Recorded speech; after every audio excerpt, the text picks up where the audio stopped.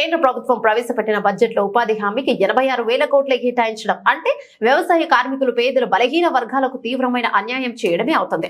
వ్యవసాయ కార్మిక సంఘం జిల్లా కార్యదర్శి పి రామకృష్ణ ఆరోపించారు. కేంద్ర ఆర్థిక మంత్రి నిర్మలా సీతారామన్ ప్రవేశపెట్టిన కేంద్ర బడ్జెట్లో గ్రామీణ అభివృద్ధికి 2,60,000 కోట్లు కేటాయించామని గొప్పలు చెప్పుకుంటూ బడ్జెట్ ప్రవేశపెట్టడం జరిగిందన్నారు.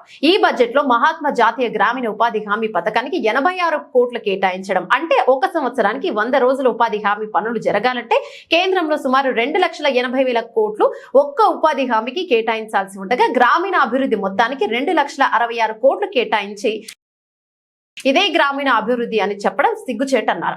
ఉపాధి హామీ చట్టాన్ని రక్షించాలని ఒక పక్క ఐక్యరాజ్య సమితి, సుప్రీంకోర్టు లాంటి స్వచ్ఛంద సంస్థలు చెబుతుంటే ఈ చట్టాన్ని మొత్తం ఎత్తేయడం కోసం మోడీ ప్రభుత్వం ప్రయత్నాలు చేస్తోందని విమర్శించారు.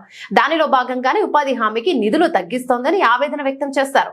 కేంద్ర ప్రభుత్వం గ్రామీణ అభివృద్ధి కోసం పునరాలోచన చేసే బడ్జెట్ లో నిధులు పెంపుతో పాటు గ్రామాల్లో వ్యవసాయ కార్మికులు, పేదల యొక్క ఆకలి బాధలు కూడా తీర్చాలని కోరారు. ఇక ఆహార ధాన్యాల పేరుతో కార్పొరేటర్లకు ఊడిగం చేస్తున్న బీజేపీ విధానాలను, మతోన్మాద విధానాలను తిప్పికొట్టాలని ప్రజలకు పిలుపునిచ్చారు. కాబట్టి కేంద్ర బడ్జెట్ లో ఉపాధి హామీ చట్టానికి 2,80,000 కోట్లు నిధులు. ఈరోజు బడ్జెట్ పార్లమెంట్ సమావేశాల్లో మాట్లాడిన సందర్భంలో మహాత్మా జాతీయ గ్రామీణ ఉపాధి హామీ పథకం, ఇది జాతీయ స్థాయి గ్రామీణ ఉపాధి హామీ పథకం. ఇది ఈ రోజుకి దేశవ్యాప్తంగా గ్రామీణ ప్రాంతాలు అభివృద్ధి చెందాలని ఒక పక్క ప్రభుత్వాలు, అధికారులు చెబుతున్నారు. అలాంటి గ్రామీణ ఉపాధి హామీ పథకంలో ఈరోజు కొన్ని లక్షల కోట్ల మందికి ఉపాధి కల్పిస్తున్న పరిస్థితి మనకు కనబడుతుంది. అలాంటి ఉపాధి హామీకి బడ్జెట్ కేటాయించాలని చెబుతుంటే ఇప్పటికే ఉపాధి హామీకి సుప్రీంకోర్టు, ఐక్యరాజ్య సమితి లాంటి సంస్థలే చాలా స్పష్టంగా చెప్పాయి.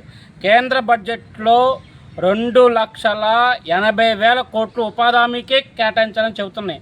కానీ ఈరోజు చట్ట ప్రకారంగా చూసినా, ఇలాంటి ఐక్యరాజ్య సమితి లాంటి సంస్థలు చెప్పినా ఈరోజు కేంద్ర బడ్జెట్లో మొత్తం గ్రామీణ అభివృద్ధికి 2,60,000 కోట్లు కేటాయించారంటే ఇది నిజంగా గ్రామీణ ప్రాంతాలు ఉన్న పేదలపైన, ప్రజలపైన ప్రేమతో కేటాయించిందా, లేదా కార్పొరేట్ కబందాస్తాల్లో వ్యవసాయ రంగాన్ని పూర్తిగా కట్టబెట్టడం కోసం చేసిందా అని మేము ఈ సందర్భంగా నిర్మలా సీతారామన్ గారిని మేము ప్రశ్నిస్తున్నాం. రెండోది, ఉపాధి హామీతో పాటు ఉపాధి హామీ చట్టం దేనికోసం తీసుకొచ్చారు? వలసల నివారణ కోసం తీసుకొచ్చారు. వ్యవసాయ రంగంలో పనిచేస్తున్న కూలీల కోసం తీసుకొచ్చామని మీరు చెప్పారు. ఒక పక్కన వలసలు రోజు రోజుకి పెరుగుతున్నాయి.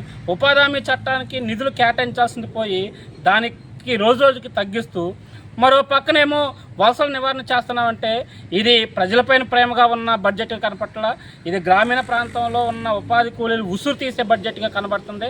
గ్రామీణ ప్రాంతంలో ఉన్న పేదల పట్ల ప్రేమతో కేటాయించిన బడ్జెట్గా కనబడట్లేదు. కాబట్టి కేంద్ర ప్రభుత్వం పునరాలోచన చేయాలని మేము వ్యవసాయ కార్మిక సంఘంగా డిమాండ్ చేస్తున్నాం. కేంద్ర బడ్జెట్లో ఒక ఉపాధి హామీకే 2,80,000 కోట్లు కేటాయించాలని మేము డిమాండ్ చేస్తున్నాం. ప్రతి కూలికి 200 రోజులు పనులు కల్పించాలి. ఆ పనులు కల్పించాలంటే కనీస వేతనం 600 రూపాయలు ఇవ్వాల్సిన అవసరం ఉంది. ఈ సుప్రీంకోర్టు ఇచ్చిన జీవోలో ఉంది. కాబట్టి సుప్రీంకోర్టు ఆదేశాలని కేంద్ర ప్రభుత్వం అమలు చేయాలని మేము కోరుతున్నాం. కాబట్టి నిర్మలా సీతారామన్ గారు ప్రవేశపెట్టిన గ్రామీణ అభివృద్ధిలో బడ్జెట్లో పూర్తిస్థాయి ఇది కార్పొరేట్లకు కట్టబెట్టే బడ్జెట్గా ఉంది, కానీ గ్రామీణ ప్రాంతంలో పేదలకు ఉపయోగపడే బడ్జెట్లో కనబడట్లేదు. కాబట్టి ఈ బడ్జెట్లో నిధులు పెంపు చేయాలని మేము వ్యవసాయ కార్మిక సంఘంగా డిమాండ్ చేస్తున్నాం.